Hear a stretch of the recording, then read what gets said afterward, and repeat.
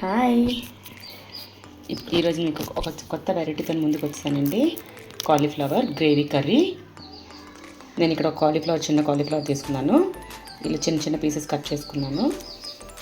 ఇంకా దానికి కావాల్సింది పసుపు, జీలకర్ర పొడి, ధనియాల పొడి, కారం, గరం మసాలా పొడి అంటే బిర్యానీ పౌడర్. అలాగే అన్ని గరం మసాలాలు ఫ్రై చేసుకొని పౌడర్ చేసుకున్న పౌడర్ అది. దానికి ఇంకా నేను చెక్క, లవంగాలు 2, చెక్క చిన్న పీసెస్ 2, ఇంకా జాపత్రి, ఇంకా ఇవి తెల్లుల్లిపాయలు, అల్లం చిన్న ముక్కలు, కస్తూరి మేతి, ఉల్లిపాయలు ఒక 4-5 చిన్నది చిన్న పీసెస్ కట్ చేసి పెట్టుకున్నాను. ఇంకా జీడిపప్పు అండి ఒక 2 టేబుల్ స్పూన్, ఒక టమాటో. మీకు టమాటో ఎక్కువ కావాలి, మీకు గ్రేవీ ఎక్కువ కావాలనుకుంటే టమాటో కూడా వేసుకోవచ్చు. ఇంకా టమాటో పులుపు తక్కువ ఉండాలి, గ్రేవీ కావాలనుకున్న వాళ్ళు జీడిపప్పు కొంచెం, ఉల్లిపాయ కొంచెం వేసుకున్న టేస్ట్ బాగానే ఉంటుందన్నమాట. ఇప్పుడు దీని తయారీ విధానం చూద్దాం.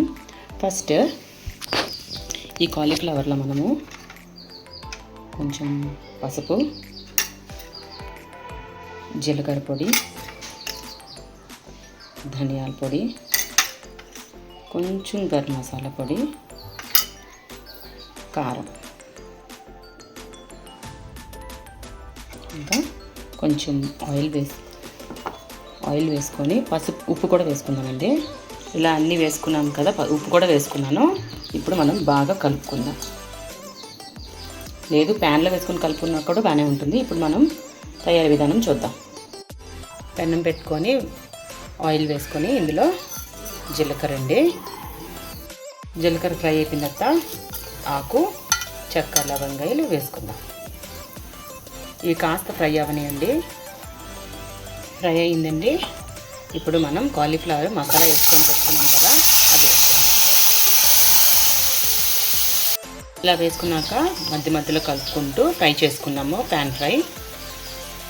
ఇప్పుడు దీనికి మసాలా రెడీ చేసుకుందామండి. ఇప్పుడు ఆయిల్ వేడెక్కింది. ఇందులో అల్లం తెల్లుల్లి వేసుకున్నాము.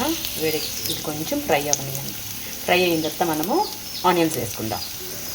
ఫ్రై అయిన తర్వాత మనం ఆనియన్స్, టమాటోస్, క్యాష్యూ 3 వేసుకొని ఫ్రై చేసుకుందాం. దీంతో పాటు కొంచెం సాల్ట్ వేసుకుంటే తొందరగా మగ్గుతుంది.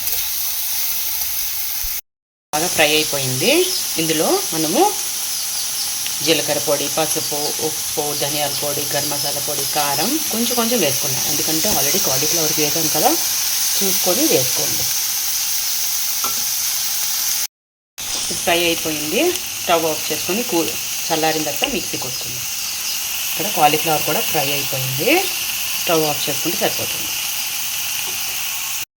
ఈ మసాలా చల్లగా అయిపోయింది. ఇప్పుడు మిక్సీ వేసుకొని మనం మెత్తగా పేస్ట్ చేసుకుందాం.